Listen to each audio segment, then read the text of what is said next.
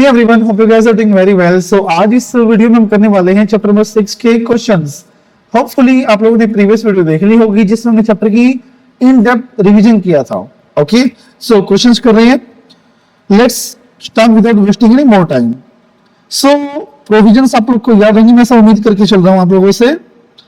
जो case study based question है वो हम करते हैं. देखिएगा, जनवरी 25 की आरटीपी का क्वेश्चन है. PQR Limited, a manufacturing company, is in the process of expanding its operation. To support this expansion, PQR Limited has acquired a plot of land along with the building on it from ABC Limited, another company in the same industry. The property is, however, subject to an existing charge created in the favor of a bank as a security for the loan taken by ABC Limited. अभी हमें PQR ने ABC से एक property purchase करी है expansion के लिए, और इस प्रॉपर्टी के ऊपर ऑलरेडी चार्ज क्रिएटेड था. The charge has been registered by ABC limited at the time, और चार्ज उस टाइम पे एबीसी ने रजिस्टर्ड कर दिया था. The director of PQR are of the opinion that as the charge was already created there is no further obligation to fulfil the any formality from the PQR side. PQR के director क्या बोले कि जो charge है already create हो चुका है, पहले ऑलरेडी रजिस्टर्ड भी हो चुका है, अब हमारी कोई भी ऑब्लिगेशन नहीं है. बट आप लोग एक बात बताइए सर, सेक्शन 79A हमने पढ़ा था, उसमें क्या था, उसमें ये था अगर पर्सन प्रॉपर्टी एक्वायर करता है, ऐसी प्रॉपर्टी जिसमें चार्ज ऑलरेडी क्रिएटेड है, तो वो एक्वायरिंग कंपनी को दोबारा से रजिस्टर्ड करना पड़ता है. यस और नो? यस, ऐसा हमने पढ़ा था. आफ्टर नेगोशिएशन, जब charge holder consent to sell and transfer the property to PQR, negotiation के बाद परमिशन लेने के बाद बैंक ने एग्री कर दिया कि वो प्रॉपर्टी को पीक्यूआर को सेल कर देंगे. PQR can put the condition that PQR must register a new charge over the property as a security in its own obligation, whether the condition of factor are correct or not. Last line कैसे relevance नहीं है, इस line का relevance में पूछा गया है. तो डायरेक्टर ऑफ PQR ने बोला था कि हमें चार्ज रजिस्टर्ड कराने की कोई भी ऑब्लिगेशन नहीं है, कि चार्ज ऑलरेडी रजिस्टर्ड हो चुका है, तो उनका कहना सही है या गलत है. तो लिखेंगे कैसे? देखिए, कोई भी क्वेश्चन करने के बाद पहले बताया था एक ही मेथड होता है ना, 3 मेथड, इट्स वन मेथड होता है. तीन एक और चीज का बाद में बताऊंगा आपको कि पहले हम लिखेंगे इसका प्रोविजन, फिर फैक्ट और फिर कंक्लूजन. तीन भाग में पूरा क्वेश्चन डिवाइड होता है. प्रोविजन में सिर्फ वो लिखेंगे जिस बेस पर हमारा क्वेश्चन टिका हुआ है. फैक्ट में हम सिर्फ क्वेश्चन के समराइज लिखेंगे. कंक्लूजन में जो पूछा हुआ कि वो चीज सही है गलत है. तो start writing with me answer. Section कौन सा डाला हुआ है? 79A. So as per section 79A of Companies Act 2013, this section states that when a person purchases a property that are already subject to charge, then in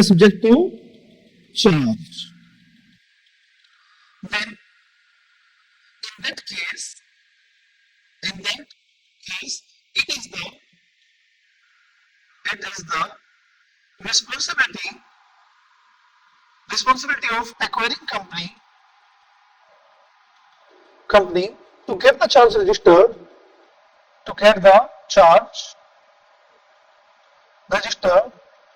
with ROC in its own name. Okay, आगे देखिए. Fact, सिर्फ इतना provision लिखना आपको. Fact में क्या लिखोगे कि डायरेक्टर से मना कर दिया और पीक्यूआर ने प्रॉपर्टी परचेज की थी, ऐसा कुछ. कैसे बनाओगे फैक्ट? समरी देखिएगा. PQR purchases a property from ABC Limited that are already subject to charge. Further, directors contended that there is no need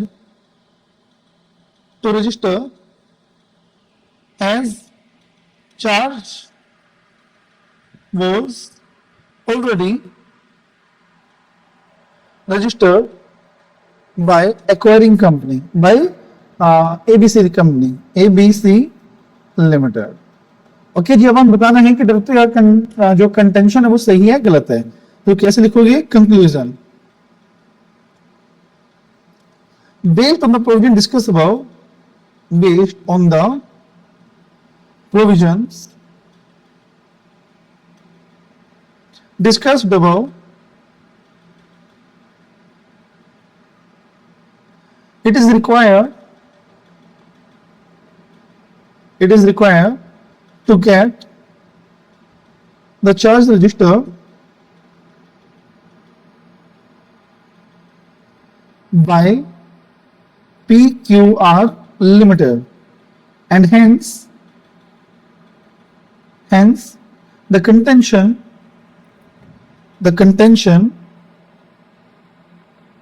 of directors are incorrect. Okay, इसको करोगे आप अंडरलाइन। इस तरह से पूरा क्वेश्चन आपको फ्रेम करना है। ओके, पहला हमारा प्रोविजन का पार्ट, देन फैक्ट का, और देन कंक्लूजन का। एक बोनस टिप देना चाहूंगा आपको लोग को, सेक्शन नंबर अगर आपको बिल्कुल फॉर श्योर पता है तो ही कोड करना, अदरवाइज सेक्शन कोड करने की नीड बिल्कुल भी नहीं है। ओके, आफ्टर दैट चलते हैं सेकंड क्वेश्चन की ओर।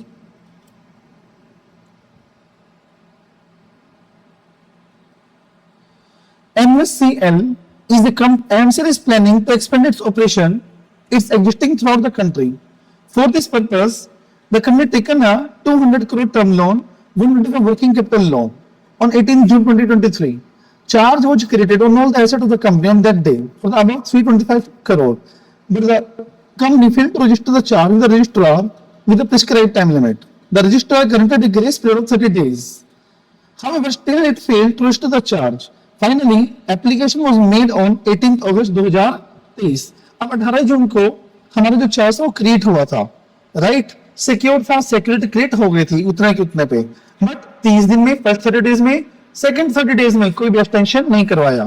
फाइनली एप्लीकेशन कब गई? 18 अगस्त को।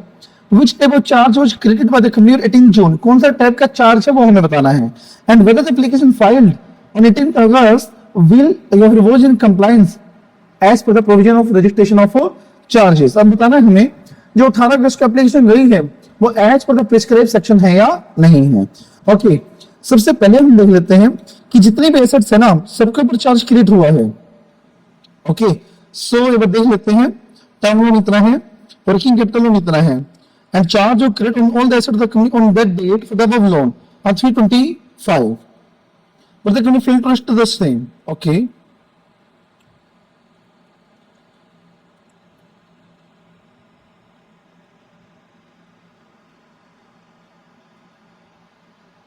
देखो इस क्वेश्चन में एक क्वेश्चन अजम्पशन ली हुई है, दैट इज अजम्पशन ये है कि जो भी एसेट्स है ना वो फ्लोटिंग एसेट्स है, मतलब जो डेटर्स है, स्टॉक है, वो एसेट्स है, तो उस बेस पे ये क्वेश्चन बनाया गया है। देखते हैं कैसे अटेम्प्ट करते हैं इसको। चलिए लिखना शुरू करना साथ में। Answer number 2।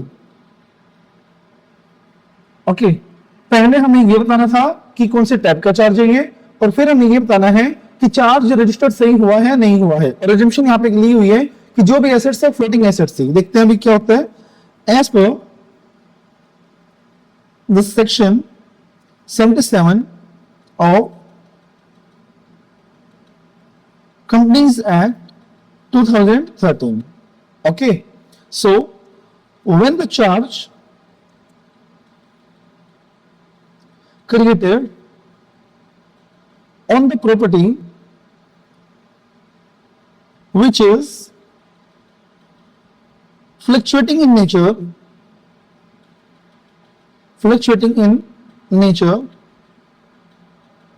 known as floating charge. Okay, otherwise it will be treated as fixed charge. Okay जी, अब 4/2023 में क्रेडिट हुआ तो ओनर आफ्टर वाला प्रोविजन आएगा इसमें 30/30/60 वाला। For the when the charge created on or after 2/11/2018, the charge should be registered within 30 days of creation of charge, कि 30 days के अंदर वो चार्ज हमारा क्रिएट हो जाना चाहिए. If the company fails, if company fails, the ROC में allow for the extension of 30 days on the payment of additional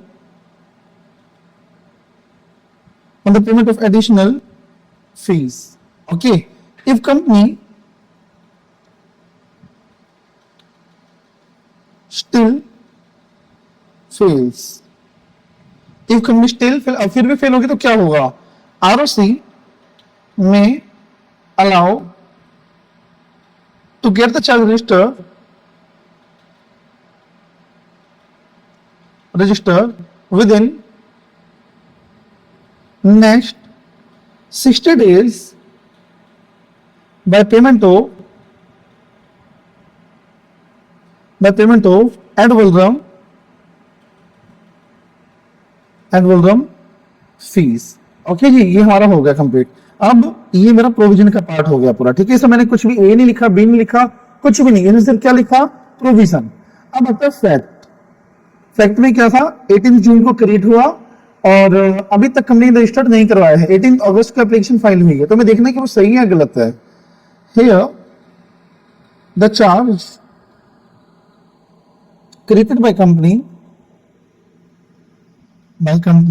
on 18th of June 2K23, okay, and fails to register it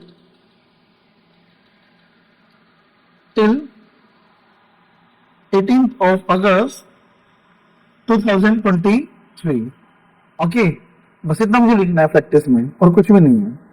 conclusion में एक अलग से बात पूछी गई थी जो फैक्ट में नहीं आ सकती कि कौन से टाइप का चार्ज है. ओके, सो फर्स्ट इसमें जंक्शन डालनी पड़ेगी कि जितनी भी एसेट्स हो फ्लोटिंग एसेट्स है, मतलब फ्लक्चुएटिंग एसेट्स है.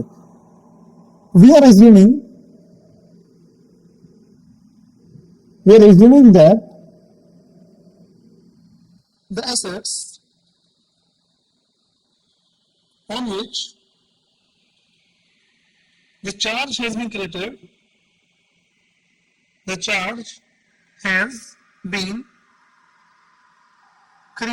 are fluctuating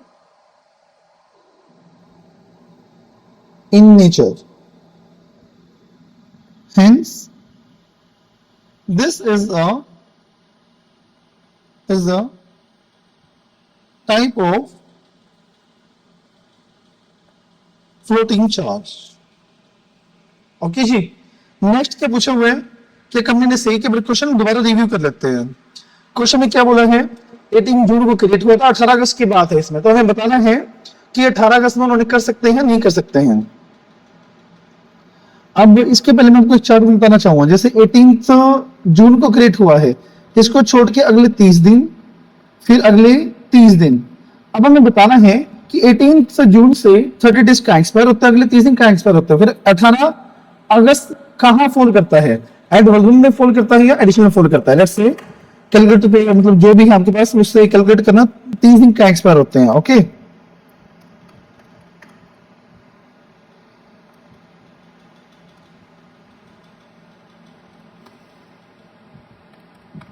दैट इज 18 जुलाई को पहले 30 दिन एक्सपायर हुए. ओके, फिर और 17 अगस्त को फिर मतलब दूसरा एक्सपायर हुए. 18 को एप्लीकेशन जाता, तो कौन सी फाइल करनी है? फीस एड बोल रहा हूं, ठीक है ना. अब लिखिएगा, कैसे लिखोगे? Based on the provision discuss about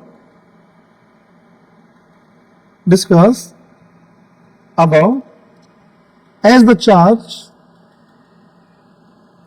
fails to get registered within first 60 days, the company can still get the charge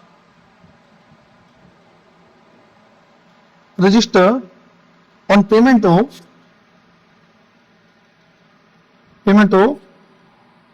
ad valorem fees. बस दिस इज योर आंसर. कैसा लगा क्वेश्चन कमेंट बॉक्स में जरूर बताना.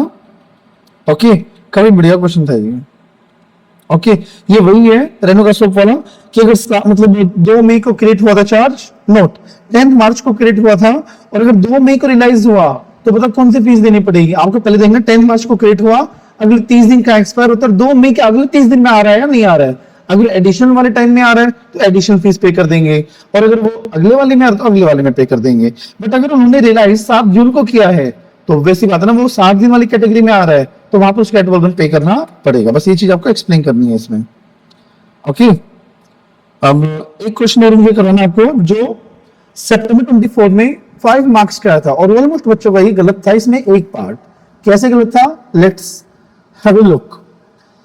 एनटीएल कंपनी है जिसने अपनी factory land building mortgage पे रखा. कब 1 मार्च 2023 तो गुडविल बैंक लोन कितना ने 200 लाख का 2 करोड़ का मतलब. ओके कब चार्ज क्रेडिट हुआ 1 मार्च को. लिमिट सैंक्शन कब हो गई थी उसी दिन हो गई थी बट उसका पैसा मिला कब अगस्त 2023 को पैसा मिला. अब ये बताओ गिरवी कब रखा था 1 मार्च को पैसा मिला कब अगस्त 2023 को. Okay during the course of audit auditor pointed out before the management about the non-compliance of registration of charges. The company official informed that although the mortgage credit was sanctioned on March 23, but the company is not available the facility till the month of August 2023. Company के auditor ने object किया कि आप लोगों ने charge को timely basis पर register नहीं करवाया है. बट कंपनी ने कहा मार्च में तो सिर्फ सैंक्शन हुआ था ना पैसा तो हमारे पास अगस्त में आए हैं तो हम क्यों पहले रजिस्टर करवाएं. ओके ये उन्होंने कंटेंट किया ऐसा और वो कह रहे थे कि जो लायबिलिटी ऑफ रजिस्ट्रेशन है ना वो पैसा जब आ जाता है अकाउंट में जब से राइज होते हैं ना कि सैंक्शन से. बट ये कंसेप्ट में स्टडी में मेंशन नहीं है. जो भी हमारे चार्जेस होते हैं उनके रजिस्ट्रेशन के रिक्वायरमेंट हमेशा सैंक्शन डेट से आते हैं ना कि क्रेडिट डेट से. इस चीज का आप ध्यान में रखना.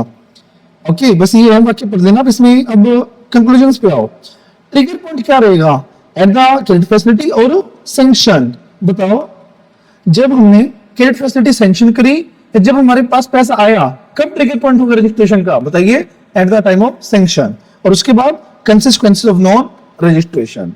ओके मैं आपको एक ब्रीफ देता हूं इस चीज का कैसे लिखना आपको ये दिखेगा.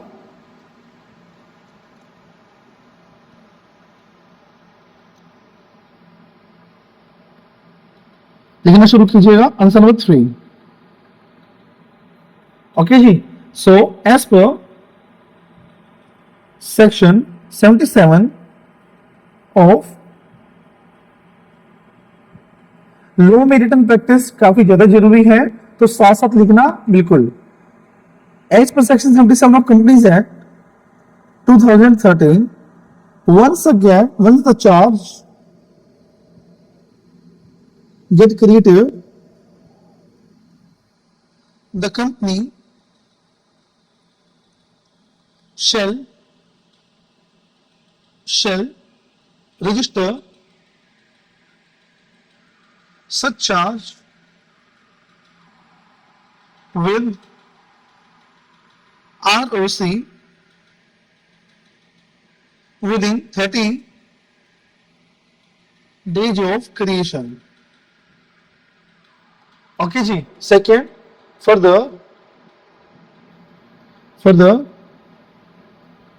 the time to get the charge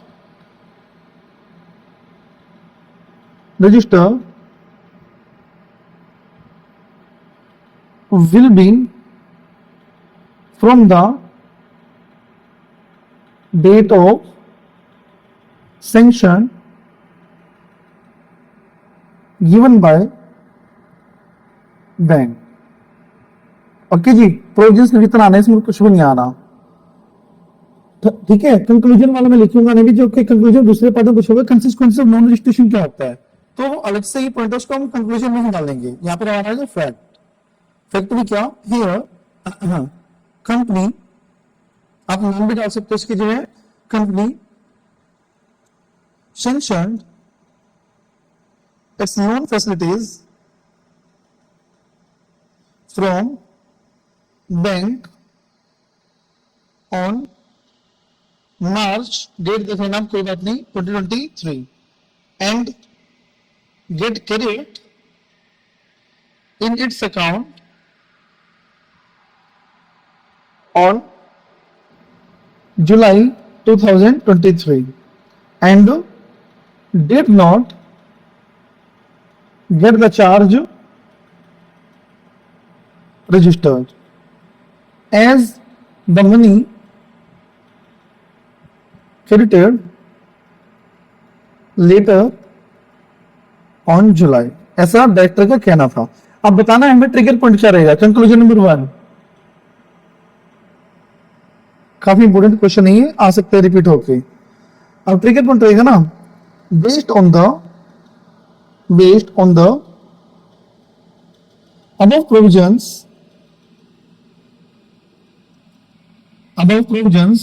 the trigger point, the trigger point to register the charge will be from date of sanction, बस ठीक है। Second, consequences of non registration कैसे लिखते हैं इसको देखिएगा। कंसिक्वेंसेस ऑफ नॉन रजिस्ट्रेशन, इसको point wise में आके लिखूंगा। First if the charge could not registered, the liquidator cannot enforce the security at the time of winding up. Second, the creditor loses its security and downgrade to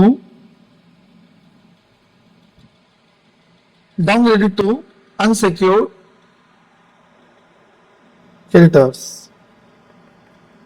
बस ठीक है जी, कि उसको downgrade कर दिया जाएगा और उसको एक अनसिक्योर्ड क्रेडिटर मान लिया जाएगा। क्वेश्चन दिखने में काफी कॉम्प्लेक्स है, बट एक्चुअली में कॉम्प्लेक्स बिल्कुल भी नहीं, जान नहीं है बिल्कुल भी क्वेश्चन में। ओके जी, चलिए ये भी सेक्शन 79 वाली आप लोग कर लेना। ये अंतरिक्ष वाला पढ़ाता हूं मैं आपको, सुनना, ये आप लोग को खुद को करना है। अंतरिक्ष एक पर्सन था, उसने एनआरटी लिमिटेड से एक प्रॉपर्टी परचेज करी और प्रॉपर्टी के ऊपर चार्ज ऑलरेडी क्रिएट हो रखा था, रजिस्टर्ड भी हो रखा था, बट अंतरिक्ष ने उसको वेरीफाई नहीं किया। बाद में जब कंपनी ने वो प्रॉपर्टी उसके नाम पर रजिस्टर्ड करवाने के लिए मना कर दिया, अंतरिक्ष कंपनी को शो फाइल करना चाह रहे हैं कि पहले आपने एग्री करके अब मनाप कैसे कर सकते हो। एनआरटी ने कहा हमने चार्ज को रजिस्टर्ड करवा रखा, पब्लिक डॉक्यूमेंट है, आपको उस चीज की नॉलेज होनी चाहिए। बताओ किसका कंटेंशन सही है, अंतरिक्ष का सही है, जो कंपनी कर रही है उसका सही है। अब सेक्शन 80 आप लोग को याद होगा, सेक्शन 80 क्या था, डीम्ड नोटिस ऑफ चार्ज। उसमें क्या होता है, अगर एक बार चार्ज रजिस्टर्ड हो जाता है तो वो बन जाता है हमारा पब्लिक डॉक्यूमेंट, और जो भी पर्सन कंपनी के साथ कॉन्ट्रैक्ट एंटर करता है ये मान लिया जाता है कि उसको उस चीज की सफिशिएंट नॉलेज होगी। ओके, तो वही बात है इसमें, तो contention of NRT is correct, क्योंकि वो सही, उसको बाहर वाले को नॉलेज होनी चाहिए थी उस चीज की। क्वेश्चन आसान है और कर लेना आप लोग, ठीक है जी। अब एक और कर लेते हैं क्वेश्चन, सेक्शन 80 के ये सारे तो आसान से है।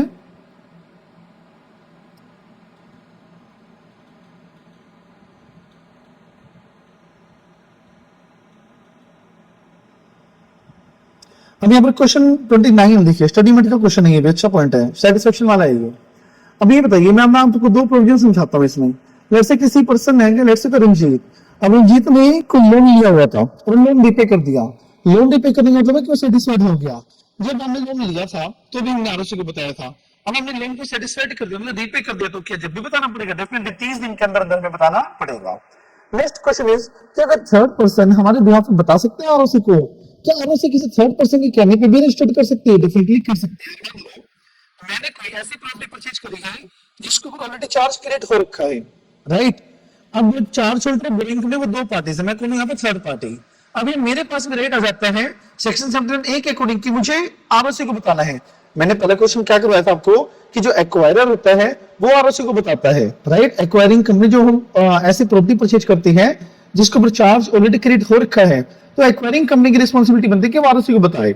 ओके, अब मेरी रिस्पॉन्सिबिलिटी बनती है, बट मैं था थर्ड पार्टी, क्या थर्ड पार्टी के कहने से स्टिल आरओसी रजिस्टर कर देगी या नहीं कर देगी? हमारा कंसेप्ट है।